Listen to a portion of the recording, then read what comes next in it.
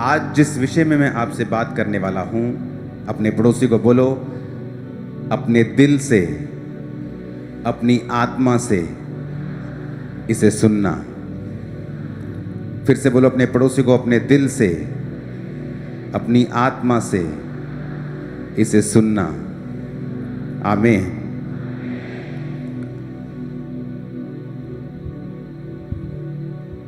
इस वचन को जब आप सुन रहे हैं,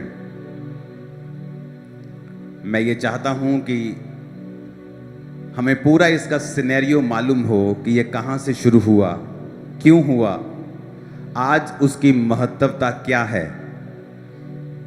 क्या ये एक सिंपल रीति रिवाज है जो मुझे करना है क्योंकि आज से कुछ साल पहले ऐसा हुआ था, या मुझे ये क्यों करना है। आज इसका मतलब क्या है जो आप अपने हाथों में खजूरों की डालियों को लेके आए हैं। लूका 19 उसकी 28 से लेकर 44 आयत तक हम पढ़ेंगे। जीसस क्राइस्ट के जन्म के 500 के करीब साल पहले एक भविष्यवाणी हुई थी जकरिया 9 उसकी 9 आयत में। वो भविष्यवाणी थी, उसको हम स्क्रीन के ऊपर पढ़ेंगे। हे सिय्योन, बहुत ही मगन हो, हे यरूशलेम, जय जयकार कर, क्योंकि तेरा राजा तेरे पास आएगा। वह धर्मी और उद्धार पाया हुआ है, वह दीन है, और वह गधे पर वरन गधी के बच्चे पर चढ़ा हुआ आएगा। ये एक प्रोफेसी थी परमेश्वर के लिए। यीशु मसीह के जन्म के 500 साल पहले एक भविष्यवाणी हुई थी और कहा गया था कि तेरा राजा तेरे पास जब आएगा, वो गधे के बच्चे के ऊपर चढ़ा हुआ आएगा। हे सिय्योन, बहुत ही मगन हो। आपको मैं इसकी हिस्ट्री बता देता हूं कि परमेश्वर ने जब अपनी कौम को चुना था, परमेश्वर ये चाहता था कि मेरी कौम मेरे वचनों के अनुसार चले, और ये जो हुक्म मैं उसे देता हूं ये उसको माने, और मैं अपनी कौम का राजा हूंगा और मैं अपनी कौम का अगुवा हूंगा। उसने मूसा को अपनी कौम को लीड करने के लिए ठहराया और कहा, ये सारे देश, कनानी देश, कनान के देश मैं तुम्हें दूंगा, और यहां दूध और शहद की नदियां बहती हैं। तो परमेश्वर ने मूसा को भेजा, जिसने मिस्र में जाके इजराइलियों को बड़े बड़े चमत्कार करके छुड़ाया। फिर उसके बाद वो लोग चलते गए और मूसा की परीक्षा करते रहे और परमेश्वर की परीक्षा करते रहे, व्यभिचार करते रहे, बहुत चीजें करते रहे, और फिर वो मरते रहे, और अंत में जाकर वो उन देशों में पहुंचे। उन देशों में जब वो पहुंचे तो उन देशों की रीति के अनुसार चलने लगे, क्योंकि परमेश्वर ने कहा था जब तुम कनान पर कब्जा कर लेना तो किसी को भी उनको रखना मत, सब नाश कर देना। लेकिन बाइबल कहती है उन्होंने परमेश्वर के वचनों को तोड़ा और अपने घर में नौकरी करने के लिए, अपने खेतों में नौकरी करने के लिए उन्होंने कुछ लोगों को रखा, और वो लोग जो दूसरे धर्मों को मानते थे वो बीच में रहे, और इजराइल के लोग भी, जब मूसा की पीढ़ी के सब लोग मर मिटे तो वो भी उन लोगों को पूजने लगे जिनको वो पूजते थे, और परमेश्वर ने उनको शत्रुओं के अधीन कर दिया। जब वो शत्रुओं के अधीन होते थे तब न्यायी लोग उठते थे। सैमसन एक न्यायी था, गिदोन एक न्यायी था। तो इस तरह के न्यायी लोग उठते थे और उनकी अगुवाई करते थे। जब न्यायी मर जाता था, इजरायली फिर पाप करने लगते थे, व्यभिचार करने लगते थे, अलग अलग तरह की पूजा करने लगते थे, और परमेश्वर फिर नाराज होता था और उनको शत्रुओं के वश में कर देता था। फिर उन्होंने परमेश्वर से राजा मांगा और परमेश्वर उससे भी नाराज हुए, और प्रभु ने फिर उनको राजा दिया, शाऊल, और फिर उसके बाद दाऊद, जो परमेश्वर की मर्जी के अनुसार चला। लेकिन परमेश्वर उनसे नाराज था क्योंकि परमेश्वर खुद उनका राजा था। इसलिए परमेश्वर ने शमूएल से कहा, उन्होंने राजा मांगकर मुझे तुच्छ समझा है, मुझे निकम्मा समझा है, इसलिए तू उनको राजा दे दे, क्योंकि वो अन्य जातियों के अनुसार चलना चाहते हैं। पर उनको ये बता दे कि वो राजा उनके बच्चों से क्या क्या करवाएगा, वो उनकी जमीनों का टैक्स लेगा, वो सब कुछ उनके साथ करेगा। वो कहते हमें मंजूर है। और तब राजाओं का युग शुरू हुआ। तब पहला राजा शाऊल हुआ, उसके बाद दाऊद हुआ, उसके बाद सुलेमान, उसके बाद राजा लोग बदलते गए। और वचन कहता है राजा लोग परमेश्वर के वचनों की खिलाफत करने लगे और परमेश्वर के वचनों के खिलाफ चलने लगे। तो परमेश्वर ने फिर उनके शत्रुओं को भेजा और वो उन पे कब्जा करने लगे। और फिर राजा जब तौबा करता था, परमेश्वर फिर से उनको ताकत देता था, फिर से वो शत्रुओं से छुड़ाए जाते थे और छुटकारा पाते थे। और ये चलता रहा। वो परमेश्वर के खिलाफ चलते रहे, परमेश्वर उनको माफ करता रहा, कुछ तौबा करते रहे, परमेश्वर फिर उनको रिस्टोर करता रहा। लेकिन एक दिन जब परमेश्वर की अति हो गई, जिस तरह नूह के टाइम पे परमेश्वर ने कहा था अति हो गई, अब मैं सबको नाश कर दूंगा, उस समय अति हुई। और परमेश्वर ने लास्ट राजा को, अगर आप बाइबल की हिस्ट्री पढ़ेंगे यीशु मसीह के जन्म के 600 साल पहले से, तो उन राजाओं को परमेश्वर ने शत्रुओं के हाथ में कर दिया और फिर वो बेबीलोन में उनको लेके गए। फिर दूसरी बार लेके गए और बाइबल कहती है उसके बाद परमेश्वर के भवन को नष्ट कर दिया गया, क्योंकि इजरायली पापी निकले। मैं ये हिस्ट्री क्यों बता रहा हूं, आपको अब समझ आएगा कि क्या पाम संडे के पीछे की क्या स्टोरी है। तो वचन ये कहता है कि जब वो वहां पे पहुंचे बेबीलोन में, तो भविष्यवाणी थी कि बेबीलोन से फिर वो वापस आएंगे, क्योंकि परमेश्वर अपने लोगों की सुधि लेगा जब वो प्रार्थनाएं करेंगे। अपने पड़ोसी को बोलो, जब वो प्रार्थना करेंगे। ऊंची आवाज में बोलो, फिर से कहो अपने पड़ोसी को, जब वो प्रार्थना करेंगे तो परमेश्वर फिर से उनको वापस भेजेगा। और वचन कहता है परमेश्वर ने अपने नबियों को वापस भेजा बेबीलोन से, और उन्होंने परमेश्वर के भवन को जो नष्ट कर दिया गया था दोबारा बनाया। वचन ये भी कहता है कि उसके बाद नेहेम्याह, परमेश्वर ने नेहेम्याह को फिर से भेजा और उसने भवन के आसपास की यरूशलेम की सब दीवार को बनाया। कितने इस बात को समझ गए हैं? आपको पूरी बाइबल में समझा रहा हूं, जस्ट आपको ताकि समझ आए कि हुआ क्या था। हालेलुया। अब उस घटना के बाद साइरस ने जब यरूशलेम में ज्यूज को भेजा, यीशु मसीह के 300 साल पहले अलेक्जेंडर ने फिर वहां पे राज्य किया। यीशु मसीह के 200 साल के करीब वहां पे सीरियन लोगों ने राज्य किया। यीशु मसीह के 167 साल पहले वहां पे सब कुछ बैन कर दिया गया। यीशु मसीह को मानना, यहोवा को मानना बैन कर दिया गया। यीशु मसीह के जन्म के 165 साल पहले यहूदी लड़े और अपनी इंडिपेंडेंस को वापस लिया। अब यहां से शुरू होती है स्टोरी। यीशु मसीह के 150 साल, 160 साल पहले यहूदी लोग वापस लड़े और उन्होंने अपनी इंडिपेंडेंस को वापस ले लिया। और वहां से हनुका फेस्टिवल जो यहूदी लोग मनाते हैं, उसकी शुरुआत हुई थी। अब जब 100 साल बीत गए और वहां पे यहूदी लोग राज्य कर रहे थे, तो 2 भाई थे वहां पर, और जो वो 2 भाई थे वो यहूदी थे, और उनके बीच में लड़ाई हुई कि अब यहूदियों का राजा जो था वो कौन बनेगा। और दोनों भाई यहूदी यहोवा को मानने वाले आपस में लड़ने लगे। और जब वो आपस में लड़ने लगे तो जो रोमन जनरल था, पोम्पी द ग्रेट उसका नाम था, उसने उनकी लड़ाई के बारे में सुना। हालेलुया। और दोनों भाइयों ने मिस्टेक ये की कि यहोवा को मानते हुए एक अन्य जाति रोमन जनरल को कहा। दोनों भाइयों ने अपनी अपनी जगह से चिट्ठी भेजी कि हम दोनों आपस में लड़ रहे हैं, मैं राजा बनना चाहता हूं, ये राजा बनना चाहता है, तो मेरी ओर से लड़। और एक अन्य जाति राजे को अपने घर की सारी सिचुएशन बता दी। जब अन्य जाति राजे को सारी सिचुएशन मालूम हुई कि ये 2 यहूदी जिन्होंने यहूदा को अभी इंडिपेंडेंस लिए, इजराइल को 100 साल हो गए थे, अब ये यहाँ पे लड़ाई शुरू हो चुकी, सिविल वॉर टाइप गृह युद्ध शुरू हो चुका है कि अब राजा कौन बनेगा। और उसने डिसाइड किया कि वो आएगा और कब्जा करेगा। और यीशु मसीह के जन्म के 6 दशक पहले उसने वहां पे कब्जा कर लिया।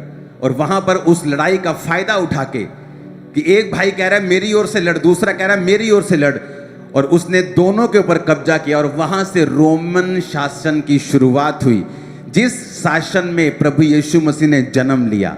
अब ध्यान से समझना, जब यहां पर आपको 60-70 साल हो चुके हैं रोमन शासन के अधीन, तब लोगों ने वचन को निकाला और वचन में लिखा था, देख सिय्योन मगन हो, क्योंकि जय जयकार कर, क्योंकि तेरा राजा तेरे पास आएगा। उनको मालूम था कि यह प्रोफेसी जो है अभी पूरी नहीं हुई है, क्योंकि कोई भी राजा गधी के बच्चे के ऊपर बैठकर हमारे पास नहीं आया है। उन्हें यह मालूम था कि अब हमसे गलती हो गई है कि हमने अपने दुश्मन को इनवाइट किया है, हमने एक अन्य जाति को, स्वर्गदूतों का न्याय करेंगे, हम वचन कहता है, हम विश्वासी लोग स्वर्गदूतों का न्याय करेंगे। और इसलिए वचन कहता है, क्या तुम अपने झगड़ों का न्याय नहीं कर सकते हो? तुम अन्य जातियों को इनवाइट करते हो कि तुम्हारे झगड़ों का न्याय करें? क्या तुम्हें शर्म नहीं आती है? और वचन कहता है, लोगों को मालूम था ये प्रोफेसी के बारे में, क्योंकि ये यीशु मसीह के जन्म के 500 साल पहले लिखी गई थी। यानी जब ये हो रहा था रोमी शासन, ये उसके 450 साल पहले की बात है कि उसने कहा था, सिय्योन बहुत ही मगन हो, हे यरूशलेम जय जयकार कर, क्योंकि तेरा राजा तेरे पास आएगा, वो धर्मी उद्धार पाया हुआ, वो दीन है, वो गधे वरन गधी के बच्चे पर चढ़ा हुआ आएगा। उनको एक आस थी, क्योंकि वो 100 साल की इंडिपेंडेंस जो उन्होंने ली थी, वो 100 साल जो उन्होंने आजादी में जिए थे, अब उनकी गलती की वजह से, उनके पाप की वजह से फिर से रोमी उन पर शासन कर रहे थे, मनमानियां कर रहे थे, मनमाने टैक्स ले रहे थे, मनमानी चीजें उनके साथ कर रहे थे, धार्मिक आजादी वहां पे खत्म हो चुकी थी। तो उनको वो प्रोफेसी याद थी कि प्रोफेसी है कि परमेश्वर अपने राजाओं, अपने राजे को भेजेगा। और इसीलिए जब प्रभु यीशु मसीह, लूका को पढ़ेंगे अब 28 आयत से, लूका 19:28 कहता है, ये कहकर वे यरूशलेम की ओर उनके आगे आगे चला। थोड़ा जल्दी जल्दी आगे आगे करना प्लीज टीम। जब वह जैतून नामक पहाड़ पर बैतफगे और बेतनिया के पास पहुंचा, तो उसने अपने चेलों में से 2 को ये कह के भेजा, ऊंची आवाज में कहो हालेलुया। कहता सामने के गांव में जाओ, उसमें पहुंचते ही एक गधी का बच्चा जिस पर कभी कोई नहीं चढ़ा, बंधा हुआ तुम्हें मिलेगा, उसे खोल कर ले आओ। जे कोई तेनू तानू पूछे ओ क्यों खोल दे इनू तुही, तो उनसे कहना कि ये परमेश्वर प्रभु यीशु मसीह को चाहिए। जो भेजे गए थे उन्होंने जाकर जैसा उनसे कहा गया था वैसा ही पाया। जब वो गधे के बच्चे को खोल रहे थे तो उसके मालिकों ने कहा, क्यों खोलते हो इसे? चेलों ने कहा, प्रभु को इसका प्रयोजन है। वे उसको यीशु के पास ले आए और वे अपने कपड़े उस बच्चे पर डालकर यीशु मसीह को उस पर बिठा दिया। वह जा रहा था तो वह अपने कपड़े मार्ग में बिछाते जाते थे। निकट आते हुए जब वह जैतून पहाड़ की ढलान पर पहुंचा, तो चेलों की सारी मंडली उन सामर्थ्य के कामों के कारण जो उन्होंने देखे थे आनंदित होकर बड़े शब्द से परमेश्वर की स्तुति करने लगे। धन्य है वो राजा जो प्रभु के नाम से आता है, स्वर्ग में शांति और आकाश मंडल में महिमा हो। तब भीड़ में से कुछ फरीसी कहने लगे, हे गुरु अपने चेलों को डांट। उसने कहा, मैं तुमसे कहता हूं यदि वो चुप रहे तो पत्थर चिल्ला उठेंगे। जब वह निकट आया तो उस नगर को देखकर उस पर रोया और कहा, क्या ही भला होता तू ही इसी दिन कुशल की बातें जानता, परंतु अब वो तेरी बातों आंखों से छिप गई हैं।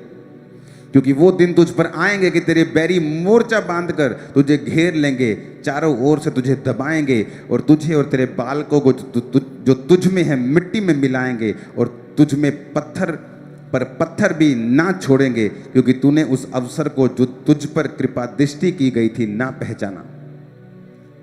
अब यहां पर प्रभु यीशु मसीह ने कहा, जाओ और सामने के गांव में जाओ और वहां पे तुम चौक में जाओगे तो गधी का बच्चा है तुम्हें बंधा हुआ मिलेगा। और जब तुम उसको कुछ मत पूछना किसी से, किसका बच्चा है, मालिक को मत ढूंढना, सीधा उसको खोलना शुरू कर देना। जैसे तुम खोलोगे तुम्हें लोग पूछेंगे, इस बच्चे को क्यों खोलते हो, कौन हो तुम? तो तुम उनको कह देना कि मुझे ये चाहिए बच्चा, मुझे प्रभु को इसका प्रयोजन है।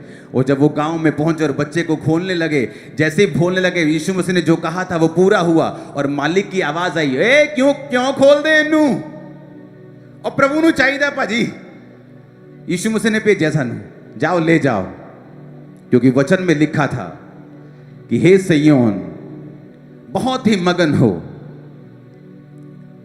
जय जयकार कर, क्योंकि तेरा राजा तेरे पास आएगा, गधी के बच्चे पर चढ़ा हुआ आएगा।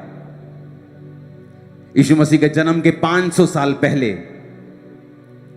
यह प्रोफेसी थी, और वचन कहता है जब प्रभु यीशु मसीह उस गधे के बच्चे पर चढ़े हुए यरूशलेम में प्रवेश कर रहे थे, तो लोग, अब वहां पर दो किस्म के लोग थे, याद रखना।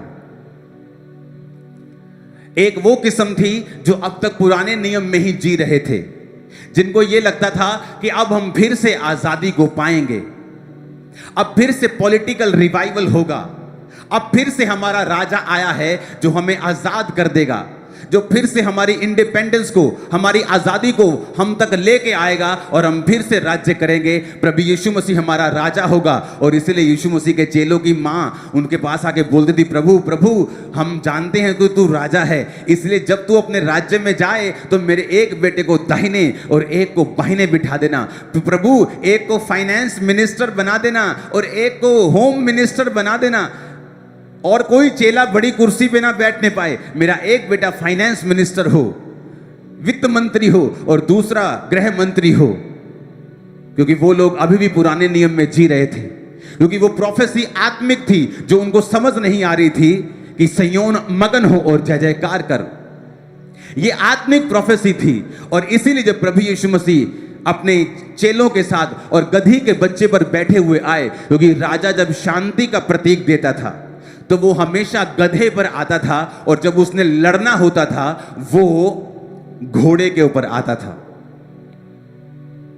हमेशा अगर आप देखेंगे तो वो घोड़े के ऊपर आता था। उस समय जो रोमी थे, जब वो उस फेस्टिवल में आते थे, वो पूरी मिलिट्री पावर को लेके आते थे और डेमोन्स्ट्रेट करते थे।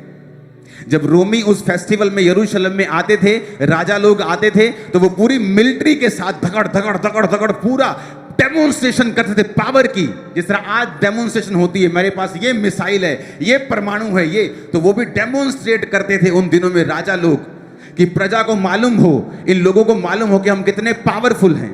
और दूसरी तरफ प्रभु यीशु मसीह डेमोन्स्ट्रेट नहीं कर रहे थे, बल्कि गधी के बच्चे पर, कितना साइज होता है, छोटा सा होता है गधी का बच्चा, और उस पर बैठे थे और उस पर आ रहे थे, क्योंकि वो शांति का राजकुमार था, वो शांति का राजा था। वो पॉलिटिकल रिवाइवल करने नहीं आया था, वो सरकार बनाने के लिए नहीं आया था, वो एक आत्मिक राज्य को स्थापित करने के लिए आया था, आपको और मुझको पिता के साथ मिलाने के लिए आया था। वो इसीलिए आया था, और लोगों को समझ नहीं आई, और आधे लोग तो उसको होशैना होशैना कह रहे थे, क्योंकि वो जानते थे कि इसने सामर्थ के काम किए हैं और ये मसीहा है। और आधे लोग होशैना होशैना कह रहे थे, क्योंकि उनको लगता था कि अब ये राजा बन जाएगा, ये भविष्यवाणी पूरी होगी, क्योंकि वचन में लिखा है कि वो राजा गधी के बच्चे पर चढ़ा हुआ आएगा। इसका मतलब यीशु मसीह राजा है और हमें इस हुकूमत से वो आजाद करवाएगा। इसीलिए जब प्रभु यीशु मसीह पकड़े गए,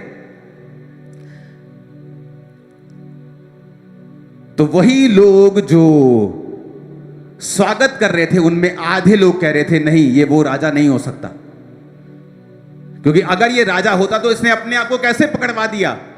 ये तो लड़ता, इतने सामर्थ्य काम कर सकता है, मुर्दे जिंदा कर सकता है, तो अब सामने जो इसका राजा न्याय कर रहा है उसको हार्ट अटैक क्यों नहीं कर देता? ये अपने आप को क्यों नहीं बचा लेता? अगर ये राजा है तो हमारा राजा सैमसंग देखो न्यायी कैसा था, शाऊल दाऊद कैसे राजा थे, कैसे मार देते थे। नहीं, ये हमारा राजा नहीं है।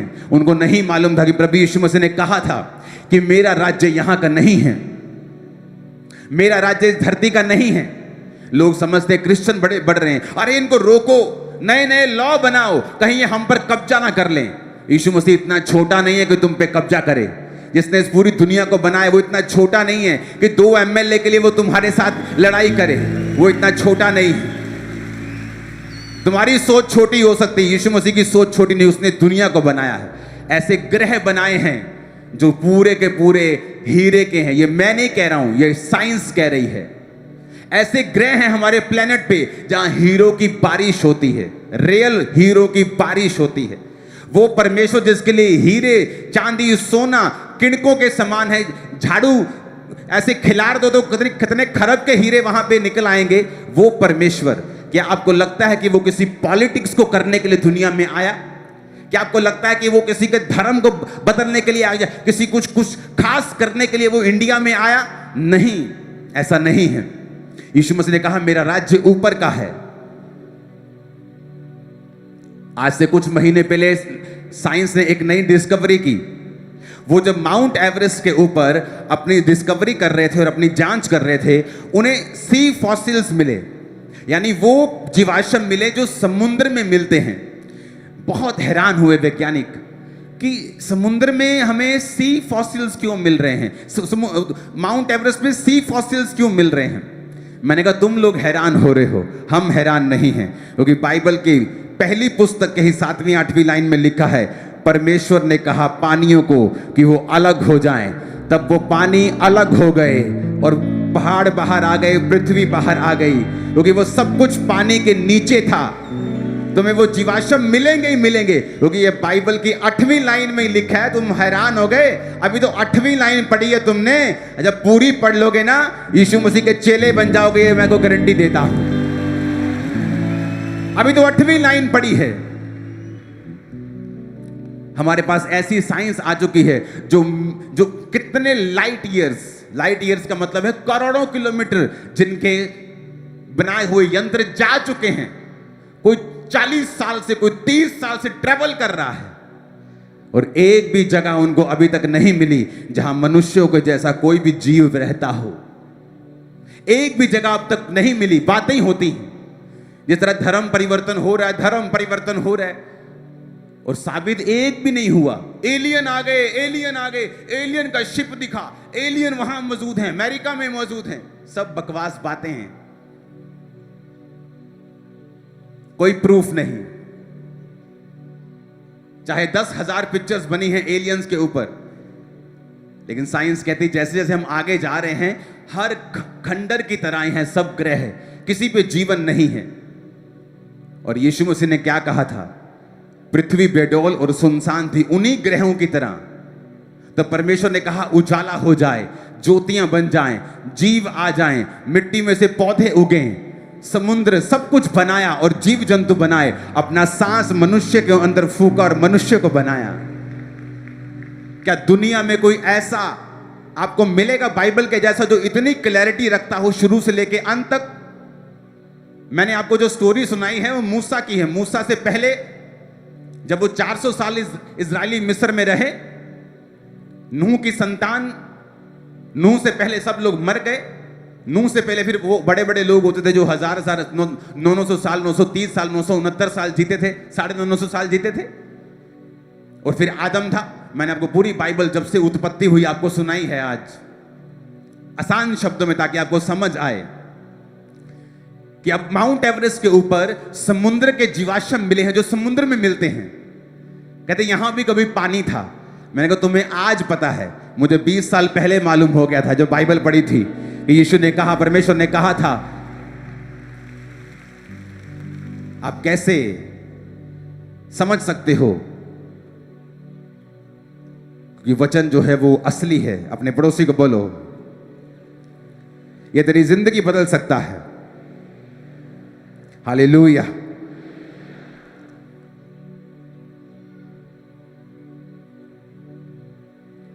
लिखा 7 आयत में, परमेश्वर ने एक अंतर बनाकर नीचे के जल और ऊपर के जल को अलग अलग किया। 6 आयत में लिखा जल के बीच ऐसा अंतर हो जाए कि जल 2 भाग हो जाए।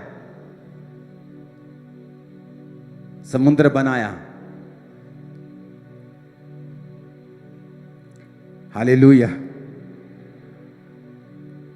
9 आयत में लिखा परमेश्वर ने कहा आकाश के नीचे का जल एक स्थान में इकट्ठा हो जाए और सूखी भूमि दिखाई दे। माउंट एवरेस्ट जो पहाड़ है उससे भी बड़ा पहाड़ समुद्र के नीचे है, अगर आप स्टडी करें तो वो भी एक दिन पानी के नीचे था। और आज जब वहां पे जीवाश्म मिल रहे हैं, वो कह रहे हैं कि ये कभी पानी के नीचे था। ऊंची आवाज में को हालेलुया। अब वो भविष्यवाणी पूरी हो रही है और सब लोग यीशु मसीह का स्वागत कर रहे हैं खजूरों की डालियों के साथ। क्यों? क्योंकि खजूरों की डालियां वो लोग इस्तेमाल करते थे उन पर जिन लोगों ने कब्जा किया था वो भी खजूरों की डालियों का इस्तेमाल करते थे अपनी रीति रिवाज में, और जो यहूदी लोग थे वो भी खजूरों की डालियों का इस्तेमाल करते थे अपने अपने फेस्टिवल मनाने के लिए। प्रकाशित वाक्य अगर आप पढ़ेंगे उसकी 7 बाब के 9 आयत में लिखा है, जो स्वर्ग की एक आयत है जो स्वर्ग में होगा, प्रकाशित वाक्य 7 उसकी 9 आयत।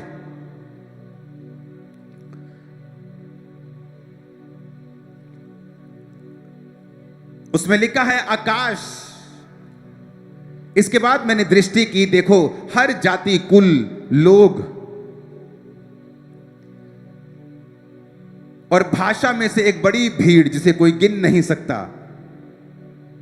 अपने पड़ोसी को बोलो, इसके बाद मैंने दृष्टि की और देखो हर एक जाति, कुल, लोग और भाषा में से एक बड़ी भीड़ जिसे कोई गिन नहीं सकता, श्वेत वस्त्र पहने और अपने हाथों में खजूर की डालियां लिए हुए सिंहासन के सामने, मेमने के सामने खड़ी है। स्वर्ग में भी खजूर की डालियां। खजूर का मतलब है एक ऐसा पेड़ जो विषम परिस्थितियों में भी, जो रेत में भी आपको फल दे सकता है और सूखता नहीं है, जिसको बाहरी वातावरण की जरूरत नहीं है, वो लड़ सकता है, वो फल दे सकता है, वो हरा भरा भी रह सकता है। और यीशु मसीह जब आ रहे थे तो लोग कई तो ये सोच रहे थे कि ये हमारा राजा है, ये पॉलिटिकल रिवाइवल ला देगा, और कुछ लोगों को पता था क्योंकि वो जानते थे कि इसने सामर्थ्य काम किए हैं, ये परमेश्वर का राजा है, ये परमेश्वर का बेटा है, ये आत्मिक राज्य को स्थापित करने के लिए आया है।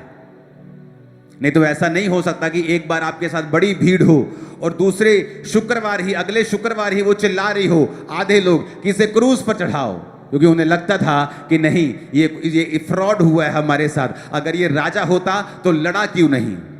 क्योंकि अब यीशु मसीह वो लड़ने के लिए नहीं आए थे, अब वो बचाने के लिए आए थे। जिन लोगों को लगता है कि क्रिश्चियनिटी ये बढ़ रही है, ये लोग हम पे कब्जा कर लेंगे, तो यीशु मसीह इतने छोटे नहीं हैं कि वो इतनी छोटी सोच रखे, ना ही उसके आत्मिक लोग इतनी छोटी सोच रखते हैं। क्योंकि हमारा राज्य यहां का नहीं, यीशु ने कहा मेरा राज्य वहां का है। और उसने कहा कि जाओ और इस राज्य के बारे में, पिता के राज्य के बारे में, स्वर्ग के राज्य के बारे में, किंगडम के बारे में बताओ, लोगों को समझाओ कि अब तुम अगर स्वर्ग राज्य में प्रवेश करना चाहते हो तो तौबा करो और बपतिस्मा लो, क्योंकि मेरा राज्य वहां का है। वहां क्या है? वहां अंधेरा नहीं है, बीमारियां नहीं है, स्वर्ग में रोना नहीं है, रिजेक्शन नहीं है, कमी नहीं है, गरीबी नहीं है, दुख नहीं है, डिप्रेशन नहीं है, बोझ नहीं है, आनंद है, शांति है, अंधेरा नहीं है, उजाला है। हर वक्त परमेश्वर के दीदार है, परमेश्वर के दर्शन वहां होंगे, प्रभु की सेवा हम वहां करेंगे। परमेश्वर ने कहा जाओ और लोगों को इस बारे में बताओ कि मैं तुम्हें बचाने के लिए आया हूं, तुम्हें चंगा करने के लिए आया हूं, तुम्हें आजाद करने के लिए आया हूं, तुम्हें आंखें देने के लिए आया हूं, कोड़ियों को शुद्ध करने के लिए आया हूं, और यही मेरा राज्य है। कुछ लोगों को निराशा हुई, यहूदा को भी निराशा हुई कि सब कुछ बना बनाया पड़ा है सामने, लोग परमेश्वर के साथ हैं, पैसा परमेश्वर के पास है, पता नहीं है क्यों नहीं राजा बनना चाहता है, पता नहीं इसको क्या आत्मिक पड़ी है। दाऊद भी तो आत्मिक था, नेहम्याह भी तो आत्मिक था, ये क्यों ऐसी बातें कर रहा है, क्यों नहीं फायदा उठा रहा, क्यों नहीं लोगों की सेंटीमेंट को समझ रहा, क्यों प्रोफेसी की ओर ध्यान नहीं दे रहा कि हमारा राजा गधी के बच्चे पे बैठकर आएगा, ये लगता है इसको कुछ करना ही पड़ेगा। और गया और 30 सिक्कों में जाके परमेश्वर को बेच दिया और कहा जिसको मैं चूम लूंगा आकर उसी को पकड़ लेना, क्योंकि वही मसीहा होगा। लेकिन यीशु मसीह एक बड़े मकसद से दुनिया में आए थे। उनका मकसद पॉलिटिकल रिवाइवल करना बिल्कुल नहीं था, उनका मकसद सिर्फ इजराइल को छुड़ाना नहीं था, उसका मकसद मुझे और आपको छुड़ाना था जो इजराइल से दूर रहते हैं। अन्य जातियों तक परमेश्वर की महिमा का सुसमाचार पहुंचे, नहीं तो क्या होता, लोगों को उद्धार सिर्फ यहूदियों को मिलता, अन्य जातियों को उद्धार मिलता ही नहीं। क्योंकि फिर से एक राजा खड़ा होता, फिर से इजराइल स्वतंत्र हो जाता, फिर से वो अपना अपना महिमा करते, प्रभु को मानते, लेकिन अन्य जातियों तक सुसमाचार कभी ना पहुंचता। इसलिए प्रभु यीशु मसीह ने कहा जो मैं कर रहा हूं वो तुम अभी नहीं समझ रहे हो, लेकिन बाद में तुम लोग इसे समझोगे, क्योंकि पवित्र आत्मा तुम्हें समझाएगा कि मैं पॉलिटिकल रिवाइवल करने नहीं आया था, मैं धरती का राज्य स्थापित करने नहीं आया था। अब्राहम की कृपा अन्य जातियों तक पहुंचे, मैं इसीलिए आया था। अब्राहम की आशीष अन्य जातियों तक कैसे पहुंचे? वो कृपा जो उस पे हुई वो कैसे ट्रांसफर होगी? क्योंकि वो तो उसी जाति में ट्रांसफर होती जाएगी। क्योंकि जब आज आप और मैं यीशु मसीह को अपना उद्धारकर्ता ग्रहण करते हैं, तो लिखा अब्राहम की आशीष जो प्रभु ने उसको कही थी वो हमारे जीवन में भी आती हैं, क्योंकि हम यीशु की संतान बनते हैं और यीशु मसीह अब्राहम की संतान में से थे। तो यीशु मसीह के दिमाग में एक बड़ा मकसद था, एक बड़ा विजन था, एक बड़ा दर्शन था, जो उस समय के लोग, बुद्धिमान लोग, पॉलिटिकल रिवाइवल सोचने वाले, अपने देश का फायदा सोचने वाले लोग यीशु मसीह को समझ नहीं पाए। वो चाहते थे कि वो पॉलिटिकल हो, वो कुछ रिवाइवल करे, लेकिन यीशु मसीह का मालूम था कि मेरा राज्य यहां का नहीं है, मैं कृपा प्रभु की अन्य जातियों तक पहुंचाना चाहता हूं। आज बहुत कमी है ज्ञान की लोगों के अंदर। जब पंजाब में आज से कुछ साल पहले बहुत ही बकवास बातें की गई, अंग्रेज आए, क्रिश्चियनिटी ले आए, अंग्रेज आए, हमारे राजे को उठा के ले गए, जबकि इंडिया में क्रिश्चियनिटी 2000 साल पहले आई थी। यीशु मसीह का असली चेला थोमा केरल के तट के ऊपर आया था और वहीं शहीद हुआ। तमिलनाडु में उसका वो सारी चर्च बनी है। सुनो, 2000 साल पहले। अपने पड़ोसी को बोलो 2000 साल पहले। और आप हैरान होंगे कि इंग्लैंड में कब क्रिश्चियनिटी आई।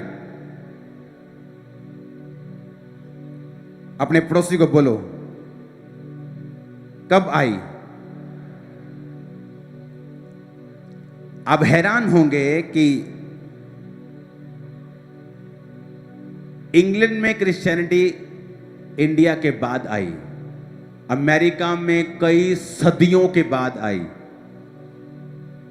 मैं इंग्लैंड में था और मेरा एक गोरा, ब्रिटिश बॉर्न ब्रिटिश गोरा, प्रॉपर गोरा मेरा दोस्त है, और उसकी माता जी यीशु मसीह के बारे में नहीं जानती थी। हमें लगता है कि गोरे क्रिश्चियन हैं, ये क्रिश्चियनिटी लेके आए। अगर आप इतिहास पढ़ेंगे तो गांधी जी के साथ बहुत से स्वतंत्रता सेनानी थे जो क्रिश्चियंस थे। अंग्रेजों का विरोध मिशनरीज ने किया था, ये कहकर कि तुम लोग क्रिश्चियन कहलवाते हो अपने आप को, लेकिन तुम असली क्रिश्चियन नहीं हो। और उन्होंने, मिशनरीज ने अंग्रेजों का विरोध किया था, प्रार्थनाएं की थी। क्रिश्चियनिटी इंडिया में पहली सदी में ही आ गई थी, और वहां से वो तमिलनाडु और केरल और वहां के तट में लोगों ने परमेश्वर को समझा कि प्रभु यीशु मसीह वाकई में उद्धार देने के लिए आए। ये कोई नया धर्म नहीं है, ये परमेश्वर की बात हो रही है। जिस परमेश्वर ने हमें बनाया है, जिसने सारी दुनिया को, यूनिवर्स को बनाया है, उस परमेश्वर की बात हो रही है। आप इमेजिन करो, अमेरिका में कई सदियों के बाद क्रिश्चियनिटी आई, इंग्लैंड में कई सदियों के बाद, जब भारत में आई तो इंग्लैंड में कई सदियों के बाद आई।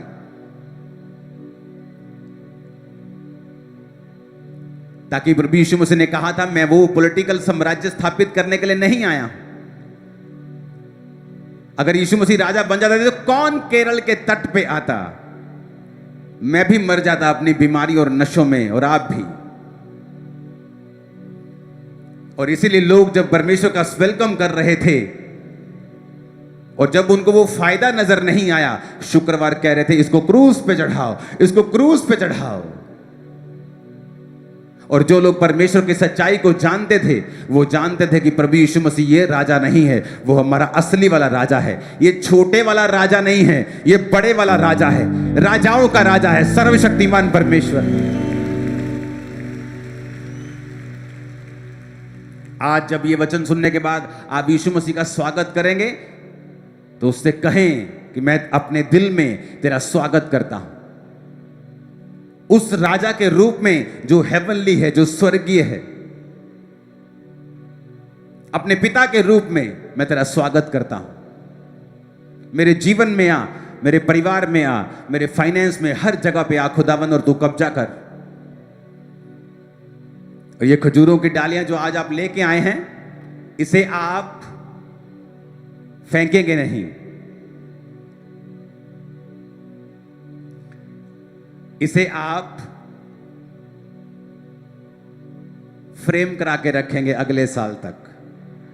और ये जब फ्रेम में रहेंगी तो हमेशा हमारी आंखों के सामने रहेंगी कि मैंने जीसस को अपने दिल में बसाया है, मैंने उसका स्वागत किया है। खजूर देख के, डालियां देख के आपको मालूम होगा कि कुछ भी परिस्थिति हो, आसपास रेत हो, धूप हो, तूफान हो, आपको फलने से कोई दुनिया की ताकत रोक नहीं सकती। आप जब खजूर की डाली को देखेंगे, आपको हमेशा परमेश्वर की प्रेजेंस के बारे में मालूम होगा कि ये वही राजा है जो मेरे लिए आया था ताकि मैं पापों से छुड़ा लिया जाऊं। उसने उन लोगों को नाराज कर दिया जो इसको असली वाला राजा, जो दुनिया का राजा, नकली वाला राजा बनाना चाहते हैं, असली वाले राजा से छोड़ के, क्योंकि मैं बचाया जाऊं, अन्य जाति लोग बचाए जाएं, वो चंगे हों, आजाद हों, यीशु मसीह को मान सकें।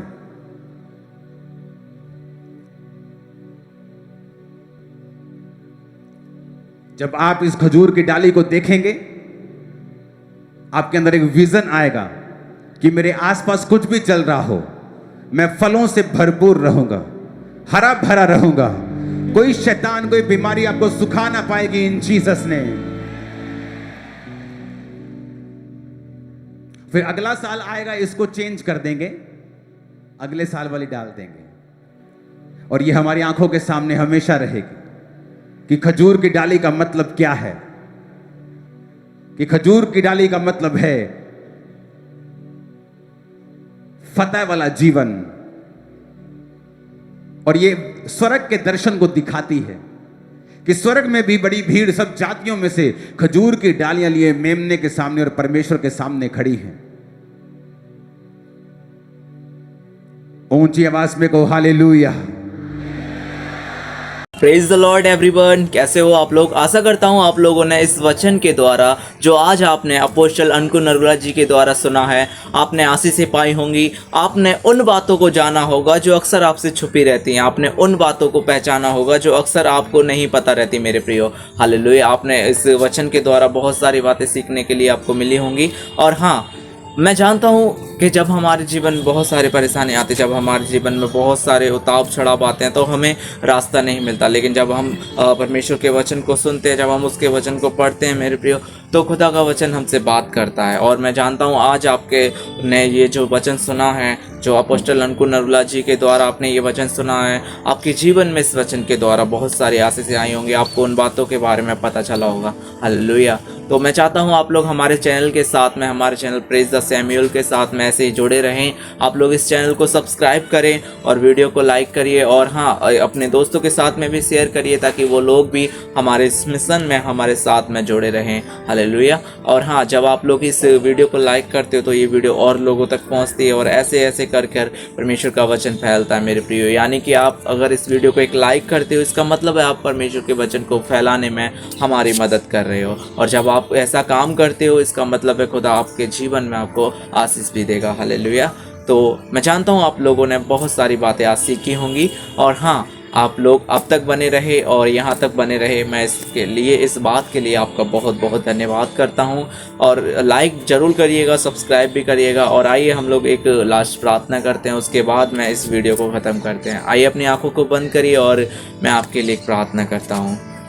हालेलुया। धन्यवाद परमेश्वर प्रभु यीशु मसीह। मैं इस भाई के, इस बहन के लिए प्रार्थना करता हूँ खुदाबंद, जो इस वचन को यहाँ तक देखा है, इसने यहाँ तक सुना है प्रभु यीशु। आज मैं इस भाई के, इस बहन के लिए प्रार्थना करता हूँ खुदाबंद, इसके जीवनों में तेरी आशीष से, तेरी सामर्थ, तेरा अनुग्रह ठहर जाए परमेश्वर। इसने आज जिस भी परीक्षा के लिए, जिस भी परेशानी के लिए परमेश्वर इस वचन को सुना है खुदाबंद परमेश्वर प्रभु यीशु, तेरा अनुग्रह इसके जीवन में ठहर जाए प्रभु यीशु। आज आपने इस वचन के द्वारा इस भाई से, इस बहन से बातें करी हैं। हम आपका धन्यवाद करते हैं परमेश्वर। तेरी दया, तेरा अनुग्रह को इस भाई के जीवन में मांग लेते हैं, इस बहन के जीवन में मांग लेते हैं। प्रार्थना को यीशु मसीह के नाम में मांगते हैं, आमीन, हालेलुया। अगर आपने भी इस प्रार्थना को रिसीव किया है तो कमेंट में आमीन लिखिए और इस वीडियो को एक व्यक्ति के साथ जरूर शेयर करिए। आप सबको जय मसीह की।